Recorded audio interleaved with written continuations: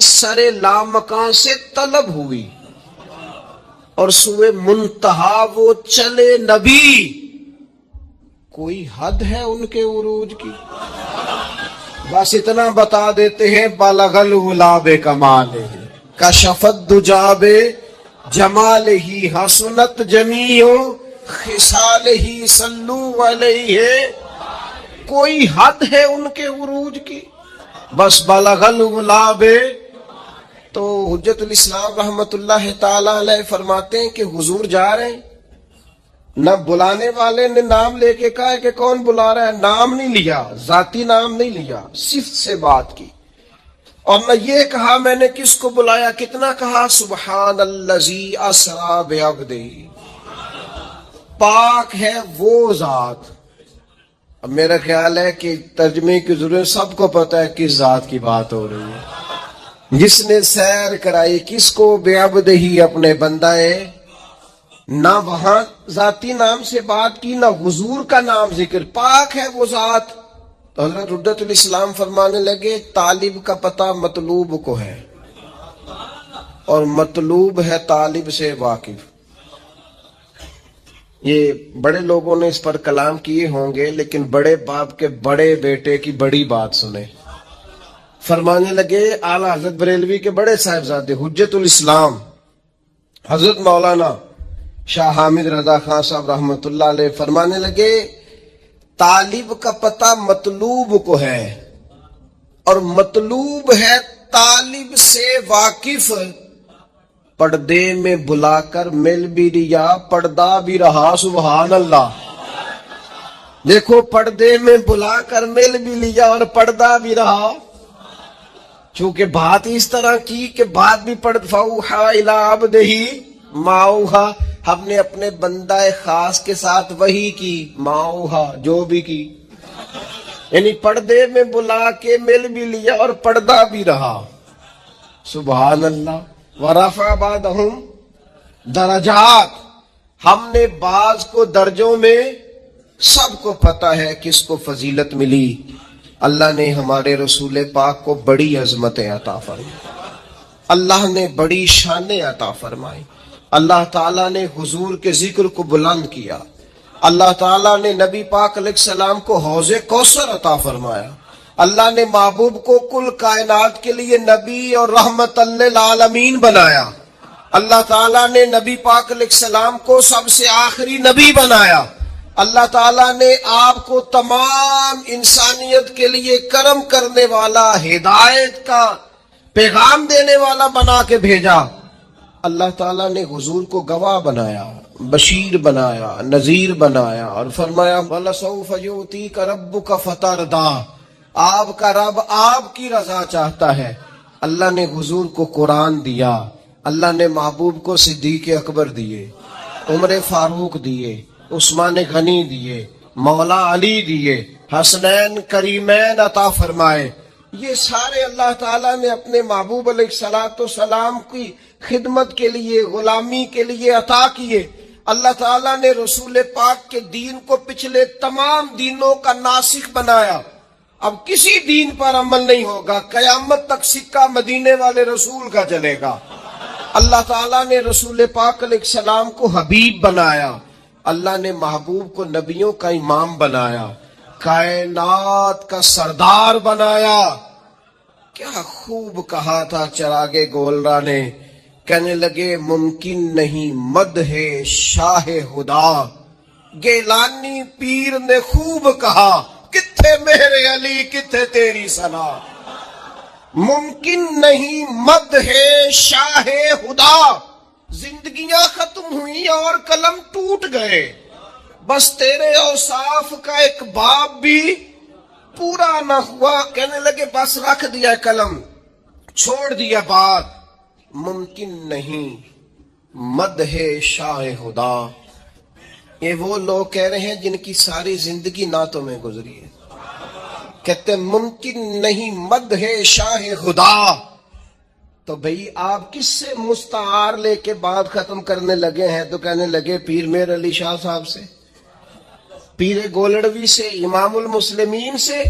ممکن نہیں مدح شاہ خدا، بس گیلانی پیر نے خوب کہا کتھے میرے علی کتھے تیری صلاح، یہ مشتاق اکھیں کتھے جاڑیاں، بس مکھ چند بدر شاشانی ہے، متھے چمک دی لاٹ نورانی ہے، او دی کالی زلف تے اکھ مستانی، مخمور اکھیں کتھے نبی اکرم صلی اللہ تعالی علیہ وسلم کی عظمتیں. میں اللہ میں فرقہ واریوں سے بچائے، لیکن ایک دکھ ہے نا وہ بھی بیان کر لینے دو، خوب گرے حمد سے تھوڑا سا گلا بھی سن لے.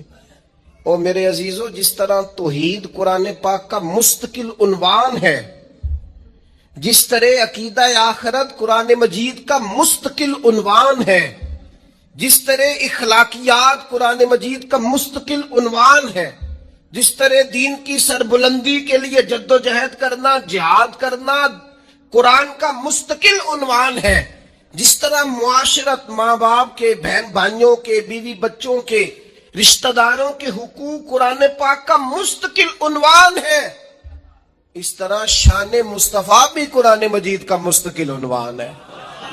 سارے عنوان بیان کرتے ہو، مانتے ہو، تذکرہ کرتے ہو، کیا وجہ آتی ہے جب عظمت رسالت مآب کی بات چھڑتی ہے تو بحث چھڑ دیتے ہو؟ فاضل بریلوی کہنے لگے کھائے تجھ کو تپے سکر، تیرے دل میں کس سے بخار ہے؟ کس سے تیرے دل میں بخار چڑھ گیا ہے کہ ہر شے تو مانتا ہے اور عظمت رسالت مآب کی بات آتی ہے تو بحثیں کرتا ہے؟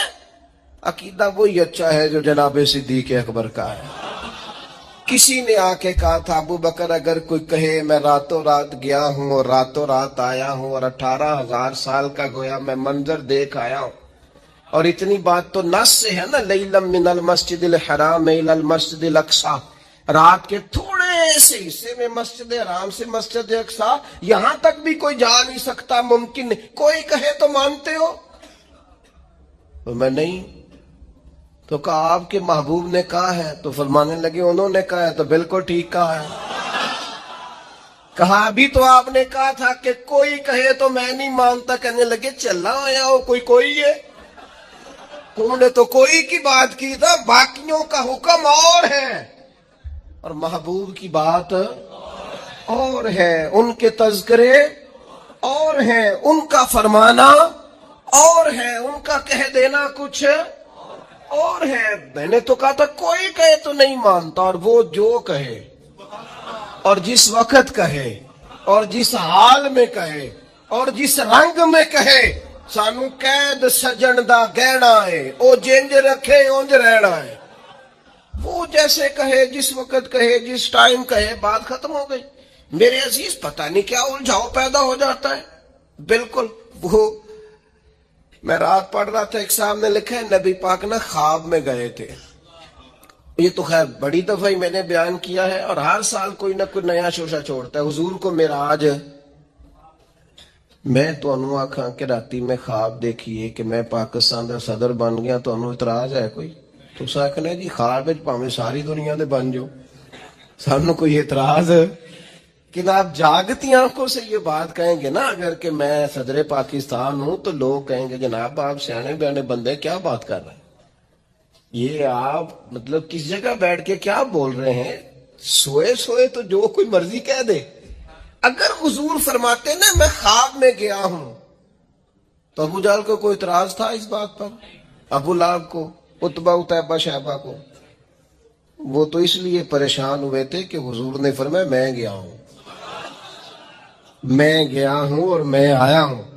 ان کی تو پریشانی تب بنی تھی جب حضور نے فرمایا مجھے اللہ نے عروج دیا ہے. وہ تو الجھے ہی تب تھے. رسول پاک صلی اللہ تعالی علیہ وسلم کو اللہ نے سیر کرائی. یہ جو معجزہ ہوتا ہے نا، معجزہ،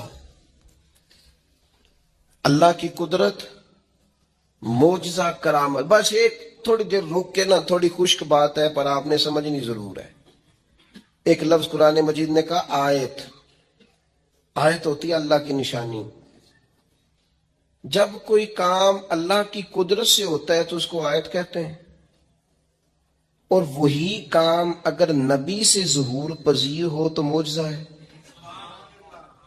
وہ ظہور پذیر اللہ کی قدرت سے ہوا ہے. اللہ کے چاہنے سے ہوا ہے.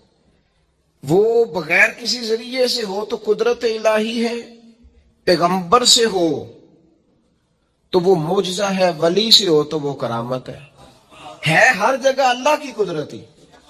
جو نبی کے ہاتھ پہ معجزہ صادر ہو رہا ہے وہ بھی تو اللہ کی عطا ہی ہے نا. جو ولی کے ہاتھ سے ہو رہا ہے وہ بھی یہ کرامت. کہتے ہیں یہ ولی نے کر دیا، بھئی ہوا ولی کے ہاتھ سے ہے لیکن قدرت کس کی ہے؟ اللہ کی. وہ ہمارے سلطان الواعظین رحمت اللہ علیہ اس طرح سمجھایا کرتے تھے، فرماتے تھے ہے دودھ ہی، لیکن اگر اسے جاگ لگا کے نا لسی کے ساتھ جما لو تو دہی بن گیا، اور اگر رڑک لو نا تو لسی بن گئی، اور اگر اوپر سے تھوڑا سا اتار لو تو مکھن بن گیا، اور مکھن کو گرم کر لو تو اصل میں کیا ہے؟ دودھ. تو فرمانے لگے دراصل پیچھے کار فرما کیا ہے؟ دودھ.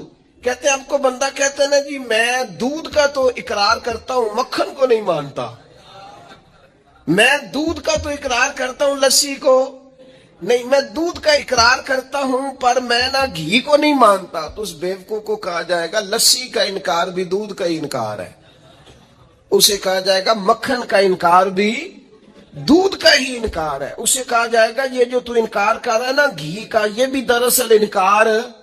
او خدا کے بندے، ولی ذاتی طور پر تو کوئی طاقت رکھتا ہی نہیں، ولی کی کرامت بھی اللہ کی قدرت، نبی کا معجزہ بھی اللہ کی قدرت. اب آپ واقعہ معراج کو دیکھیں، نبی پاک نے کب کہا میں گیا ہوں؟ پہلا دعویٰ تو رب کریم نے فرمایا سبحان الذی اسری بعبدہ، میں نے سیر کرائی ہے اپنے بندہ خاص کو. خبردار حضور کے معجزہ معراج کا انکار نہ کرنا، یہ رب کی قدرت کا انکار ہو جائے گا. خبردار اس بحث میں نہ الجھنا کہ وہ منامی تھی، وہ تو 34 بار ہوئی، وہ تو خواب میں حضور گئے تھے. وہ خدا کے بندے خواب میں تو جانے محبوب کتنی بار گئے، لیکن یہ جو معراج ہے نا حضور کی، یہ معراج حضور جسم کے ساتھ روح کے ساتھ گئے. اور پھر معراج کی حکمتیں لکھی ہیں علماء نے. کبھی کبھی نا دل بڑا اداس ہو جاتا ہے، اور اگر انسان کسی منصب پر فائز ہو نا تو سب نے تو اسے آ کے دکھڑے سنانے ہوتے ہیں، تو وہ کس کو سنائے؟ کچھ لوگوں کے ذمے ہوتا ہے دست شفقت رکھنا، انہیں سب پہ رکھنا ہے، تو وہ اپنا حال کس سے بیان کریں، کس سے کہیں؟ نبی پاک علیہ الصلوۃ والسلام طائف گئے تو طائف والوں نے 10 دن حضور نے قیام کیا تو انہوں نے پتھر مارے، اور حضور واپس تشریف لائے، اور ایام وہ تھے کہ جناب ختیجہ بھی وصال کر گئی رضی اللہ تعالی. حضور کے محبت کرنے والے چچا ابو طالب بھی انتقال کر گئے. دن غم کے، اور امت ہدایت پذیر نہیں ہو رہی، اس طرف نہیں آ رہی. یہ نبی پاک کے قلب اطہر پر بوجھ، اور حضور علیہ الصلوۃ والسلام ظاہری طور پر غم زدہ. تو حضور تو سب کا شفقت رکھنے والے ہیں، تو محبوب کس سے بات کریں؟ تو رب کریم نے حضرت جبریل کو بھیجا، فرمایا محبوب کو لے آئے نا. اس حالت میں جب کیفیات یہ تھیں تو اللہ نے اپنے محبوب کو معراج عطا فرمائی، اور رسول رحمت صلی اللہ تعالی علیہ وسلم کو اللہ تعالیٰ نے اپنے حریم خاص میں بلایا، اور محبوب کریم علیہ السلام کو اللہ تعالیٰ نے وہ تسلی دی کہ ان فتحنا لک فتحا مبینا. پھر دنیا نے دیکھا کہ پورے روبے زمین پر اللہ نے رسول پاک کے دین کو غلبہ عطا فرمایا. ایک حکمت تو یہ. دوسری حکمت یہ تھی کہ اللہ تعالیٰ نے نا نبی پاک کے غلاموں کو مقام دینے ہیں، جنت ملے گی، عروج ملے گا، درجات ملیں گے. اللہ فرماتے میں نے مومنوں کی جانوں کے بدلے ان کو جنت دے دی ہے، سودا کر لیا ہے. تو وہ جو محبوب پاک نے غلاموں کی جانیں وہاں دے کے اللہ تعالیٰ سے ان کے لیے جنت لی تھی نا، فرمایا لنوریہ من آیاتنا، محبوب ذرا میری نشانیاں دیکھ جائے نا. تو حضور پھر دیکھ کے آئے، اور آ کے بتایا، فرمایا عمر میں نے تیرا گھر دیکھا ہے جنت میں. یہ اس عمر کا گھر دیکھا ہے جنہوں نے زندگی ساری زمین پہ سو کے گزاری. میں آپ کا گھر دیکھ کے آیا ہوں جنت میں، اور دروازے پہ حور بھی بیٹھی تھی. حضور فرماتے میرا دل کرتا تھا میرے عمر کا مکان ہے اور بڑا شاندار ہے، میں اندر سے دیکھوں. پھر میرے دل میں خیال آیا کہ عمر غیور آدمی ہے، کہے گا محبوب کا اپنا ہی بنایا ہوا قانون ہے، جس کے گھر جاؤ اس کی اجازت سے جاؤ. تو چونکہ آپ وہاں اس وقت ظاہری طور پر موجود نہیں تھے، اجازت طلب نہیں ہو سکتی تھی، لہذا دیکھا. حضرت عمر رو پڑے، کہنے لگے مجھے میری ماں روئے میں آپ پر غیرت کرتا، آپ ہی کا تو صدقہ ہے. تو رسول پاک علیہ السلام کو اللہ نے وہ ساری چیزیں عطا کی، حضور رات کو کیوں گئے؟ پہلی بات تو یہ ہے کہ یہ جو رات ہوتی ہے نا، یہی بہترین وقت ہوتا ہے رب سے ملاقات کا. والذین یبیتون لربہم سجدا وقیاما، اللہ کے بندے راتیں سجدوں میں اور قیام میں گزارتے ہیں. آپ نے ناراض نہیں ہونا، ہم راتیں موبائل پہ گزارتے ہیں، ساری رات بیت گئی اور کوئی خاص چیز بھی نہیں، کوئی خاص کام بھی نہیں، کوئی دیکھنے والی چیز بھی نہیں، کوئی ایسا مطلب کوئی مسئلہ بھی نہیں. پتہ نہیں اول فول وقت یاوا گوئی، اور نہایت لغویات میں ٹائم، قیمتی وقت رات کا جو اللہ کی بارگاہ میں حاضری کا وقت تھا، جو اس کے حضور پیش ہونے کا وقت تھا، جو رحمت طلب کرنے کا وقت، وہ سارا ضائع کر دیا.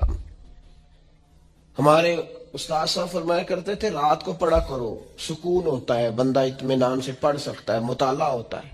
کون پڑھے؟ اب تو دینی طلباء کے پاس بھی اللہ ماشاءاللہ وہ ذوق نہیں ہے کہ وہ کتاب کی طرف رجوع کرے، مزاج نہیں رہا. میرے بھائی رات کا وقت اللہ سے ملاقات کا، لیلا من المسجد الحرام الى المسجد الاقصی، رات کے وقت حضور تشریف لے گئے.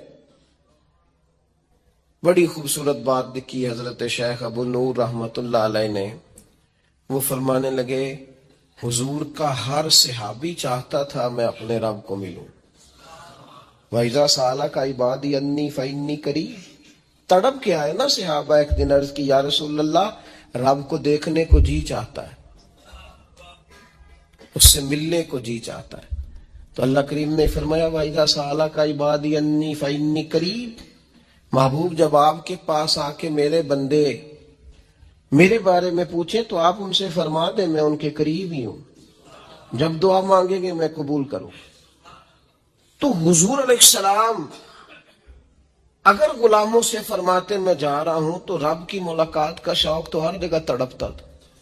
شاید باقی بھی عرض گزار ہوتے حضور ہم نے بھی جانا ہے، اور جہاں جبریل امین نہیں جا سکے وہاں کوئی کیسے جاتا؟ وہ کئی دفعہ انسان نے کہیں جانا ہوتا ہے نا بلا مثال و بلا تشبیہ، صرف ذہن میں بات اتارنے کے لیے مثال دیتا ہوں. جانا ہوتا ہے نا تو بچے بھی ضد کرتے ہیں میں نے بھی جانا ہے. اب بچوں کے جانے کی جگہ نہیں ہے، وہاں لے جایا نہیں جا سکتا، تو والد کیا کرتا ہے؟ ان کے سونے کا انتظار کرتا ہے.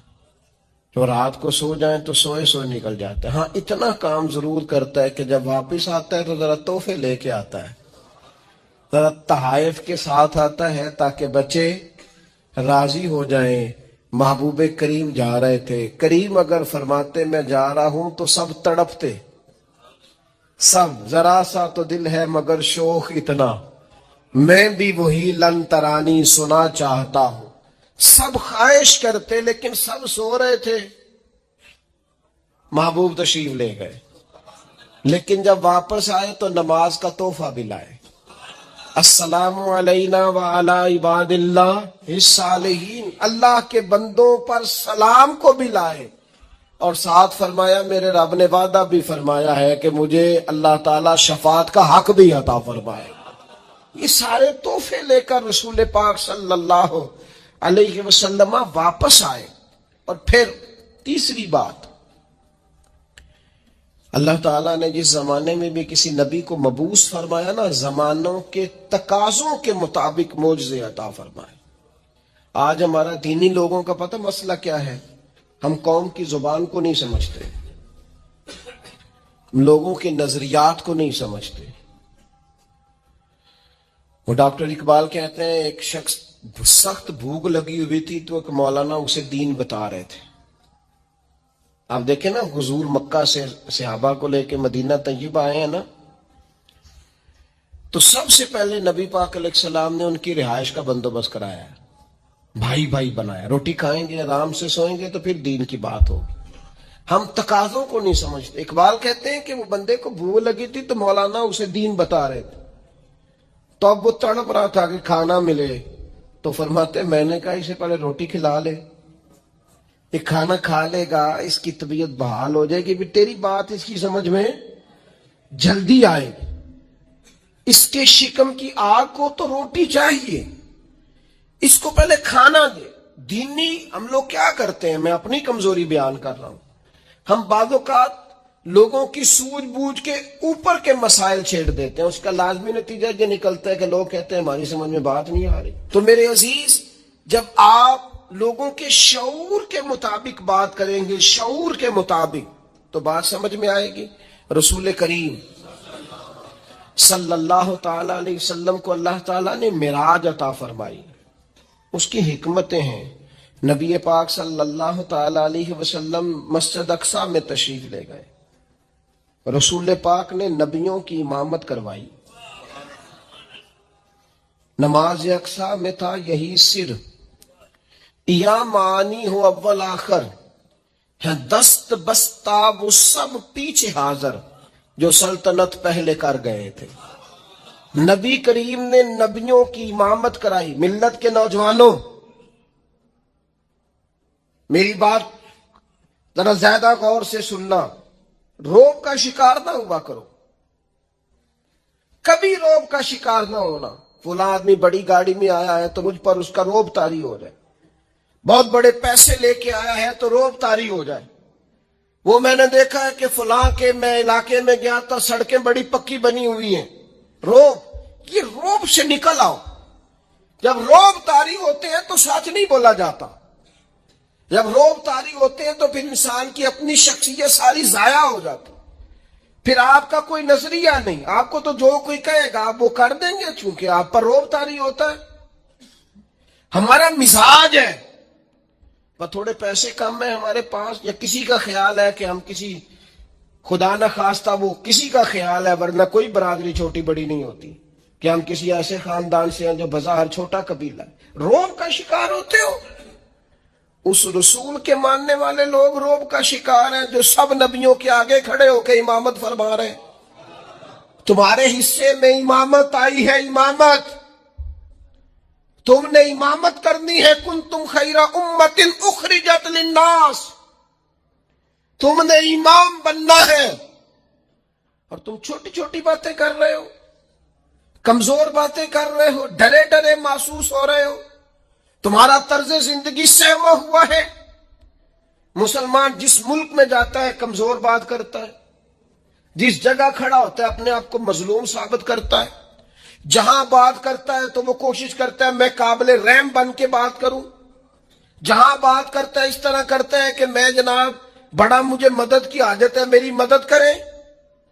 اقبال کہنے لگے بس 3 کام کر، لمبی نہیں، کوئی لمبی بحث نہیں، کوئی فلسفہ نہیں، صرف 3 کام کر. سبق پھر پڑھ صداقت کا، عدالت کا اور شجاعت کا. اس شعر کو بھی بعض لوگ غلط پڑھتے ہیں. صرف 3 چیزیں، سبق پھر پڑھ صداقت کا، عدالت کا، شجاعت کا. کوئی لمبی بات نہیں. ایک تو سچ بولا کر، سچائی کا سبق پڑھایا کر، اور دوسرا عدل کیا کر. اپنی ذات سے شروع کر، اپنے آپ کو قانون کے سامنے پیش کریں. آپ کوئی بھی ہیں قانون کے سامنے. کیا رسول پاک علیہ السلام سے بڑھ کر بھی کو بڑا عادل ہے؟ لیکن حضور نے تو اپنے ظاہری وصال سے قبر پر منبر پر بیٹھ کر فرمایا تھا میں اللہ کا بندہ ہوں، رب کی بارگاہ میں حاضر ہونے والا ہوں. کسی کو مجھ سے کوئی تکلیف پہنچی ہو تو بدلہ لے سکتا ہے. تو اگر حضور فرماتے ہیں تو کیسے بالا تر ہو گیا؟ اپنی ذات سے ہم انصاف کرنا چاہتے ہیں، پر دوسروں کے لیے اپنی ذات سے عدل شروع کریں. اپنی ذات سے. اور تیسرا فرمایا شجاعت کا. بزدل والی زندگی نہ گزارو. ساری زندگی اسی رٹے میں ہمارا وقت ضائع ہو جاتا ہے. لوگ کیا کہیں گے, لوگ کیا کہیں گے, لوگ کیا کہیں گے, لوگ کیا کہیں گے. ایک دوست مجھے پچھلے دن کہنے لگے وہ میرا دل تو بڑا کرتا ہے کہ اب نہ میں باہر چیزوں سے باہر نکل آؤں پر لوگ کیا کہیں گے. تو میں نے ان سے کہا کہ اگر آپ نے یہ کام نہ کریں آپ اور لوگوں کی بات مانیں تو پھر لوگ آپ کو ولی مان جائیں گے. جو کام کسے بادشاہ جو بات بھی تھی ان کی, مثلا اگر آپ نہیں کرتے اور آپ وہی کرتے ہیں جو لوگوں کی رائے ہے تو پھر ولی اللہ مانیں گے لوگ آپ کو. یہ آپ کہتے نہیں پھر بھی نہیں مانیں گے. تو میں کہا پھر لوگوں کو چھاڑنا رب رسول دی سونا. کیا بات کرتے ہیں آپ دلیر بنے, زندگی شجاعت والی. رسول پاک کا مزاج کیا تھا؟ حضرت انس بن مالک رضی اللہ تعالیٰ عنہ ارشاد فرماتے ہیں کہ ایک دن رات کو مدینہ منورہ میں شور کی آواز آئی کسی ایک جانب سے. تو سب لوگ اٹھے اور ایک دوسرے کو اٹھانے لگے, اٹھو اٹھو دیکھو کیا ہوا. فرماتے ہیں لوگ جمع ہو رہے تھے, نیزے لا رہے تھے, تلواریں نکال رہے تھے, ہم ابھی تیار ہو رہے تھے. اچانک نظر اٹھی تو اللہ کے رسول علیہ السلام گھوڑے پر بیٹھ کر جدھر ہم جانا چاہ رہے تھے نا شور والی جگہ, حضور ادھر سے واپس آ رہے تھے. اور فرمانے لگے کوئی بات نہیں ڈرنے والی, میں دیکھ آیا ہوں جانور لڑ پڑے تھے آپس میں اور نیزہ حضور کے دستے مبارک. اقبال کہتے کچھ نہ کر, تو کہتا ہے کہ پیسے آئیں گے تو میں امام بنوں گا, قیادت کروں گا. تو کہتا ہے میرے پاس بہت بڑا برادری ازم ہو تو آگے بڑھوں گا. نہیں, سبق پھر پڑھ صداقت کا, عدالت کا, شجاعت کا. فرمایا رب پتہ تیرے ساتھ کیا کرے گا, لیا جائے گا تجھ سے کام دنیا کی امامت کا. تو امام بنے گا دنیا کا, بس سچ بولنا, عدل کرنا, دلیر رہنا. یہ 3 خوبیاں آج پوری امت کو اس کی ضرورت ہے. اہلیان پاکستان کو ضرورت, ہمیں اور آپ کو ضرورت ہے, گھروں خاندانوں میں ضرورت ہے. سبق پھر پڑھ صداقت کا, عدالت کا, شجاعت کا, اور لیا جائے گا تجھ سے کام دنیا کی امامت کا.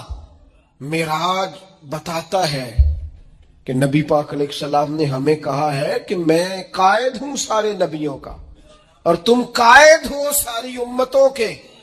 اپنی زندگی میں اپنے مزاج کو بزدلانہ نہ بنائیں. یہ رو کے بات کرنا, ڈر کے بات کرنا, سہم کے بات کرنا, کمزور رہ کے بات کرنا, یہ کچھ طرز زندگی. روئیں گے, رج کے روئیں گے پر رب رسول کی بارگاہ میں. باقی زندگی دلیرانہ گزاریں, اپنے مزاج میں طاقت پیدا کریں. ایک بات معراج کے مسئلے میں آپ کی خدمت میں ضرور عرض کرنا چاہتا ہوں. یہ جو معراج ہوتی ہے نا, معراج, یہ جو عروج ملتا ہے یہ انسانیت کو ملتا ہے. فرشتے تو ہیں ہی وہاں, جو درجے بلند ہوتے ہیں نا, فرشتوں کو جو درجہ ہے وہ ان کا متعین ہو گیا ہے. یہ جو درجوں میں بلندی ہوتی ہے یہ مومنوں کی ہوتی ہے. یہ درجات میں بلندی صلحاء, اتقیاء, صوفیاء, شہداء اور انبیاء کی ہوتی. یہ روحانی ترقی اور یہ معراج کی طرف جانا یہ اللہ تعالیٰ نے مومنوں کا مقدر رکھا ہے. جس طرح اپنے مال میں روز ترقی کی جدوجہد کرتے ہو نا, اور صرف 4 سے 6 مہینے پتہ چل جائے دکان میری ٹھیک نہیں چل رہی, نفع نہیں دے رہی تو بند کر دیتے. کہتے ہو میں اب نقصان میں جاؤں. اپنی روح پر غور کر, اپنے باطن پر توجہ دے. اگر تو خسارے میں جا رہا ہے تو واپس آ مصلی کی جانب. اگر تیرے باطن کے اندر میل کچیل جم گیا ہے تو کر سجدہ رج کے اپنے رب کو. اور اگر دل ڈانڈا ہو گیا ہے تو پھر کوئی رات ڈھونڈ جس میں تو رو سکے اپنے مالک کے حضور. اگر روحانی طور پر سخت دن ہو گئے, خسارے میں چلے گئے, ترقی رک جائے, عروج ہو, تیری طبیعت میں عروج ہو. رسول پاک صلی اللہ تعالی علیہ وسلم نے حضرت حارثہ بن نعمان سے کہا تھا, یہ ان کا باطنی عروج تھا اور یہ شان ہے ان کے غلاموں کی. کیف اصبحت یا حارثہ, حارثہ آج صبح کیسے کی؟ عرض کی حضور اس حال میں صبح کی کہ میں پکا مومن ہوں، میرا ایمان مضبوط ہے؟ حضور فرمانے لگے اس کی دلیل کیا ہے؟ عرض کی حضور دلیل یہ ہے کہ اگر میں زمین پہ کھڑے ہو کے آنکھ کھولوں تو میری آنکھ خدا کے عرش تک جاتی ہے، کہو تو راز حیات کہہ دوں، حقیقت کائنات کہہ دوں، وہ بات کہہ دوں جو پتھروں کے دلوں کو بھی پاش پاش کر دے، میں کامل مومن ہوں اور میری آنکھ اللہ کے عرش تک جاتی ہے۔ حضور میں دیکھ رہا ہوں جنتی جنت میں جا رہے ہیں، یہ میرے ایمان نے مجھے لذت دی ہے، عروج دیا ہے، کمال دیا ہے۔ تو حضور فرمانے لگے نہیں، جو اللہ کے راز ہیں وہ راز میں ہی رہنے دے۔ میرے بھائی، مومن اس کا تو ایک وقار ہوتا ہے، اس کی تو ایک شان ہوتی۔ کیا کہا نبی پاک نے؟ الدعاء صلاح المومن، دعا مومن کا ہتھیار ہے، یہ کافر کے پاس نہیں ہوتا۔ تیرے پاس ہتھیار ہے، ایمان کی صورت میں تجھے اللہ کا قرب دیا گیا، بیٹھ مصلی پہ مانگ اپنے رب سے۔ لیکن کیا کریں، اکبر الہ آبادی کہنے لگے مصیبت میں بھی اب یاد خدا ہم کو نہیں آتی۔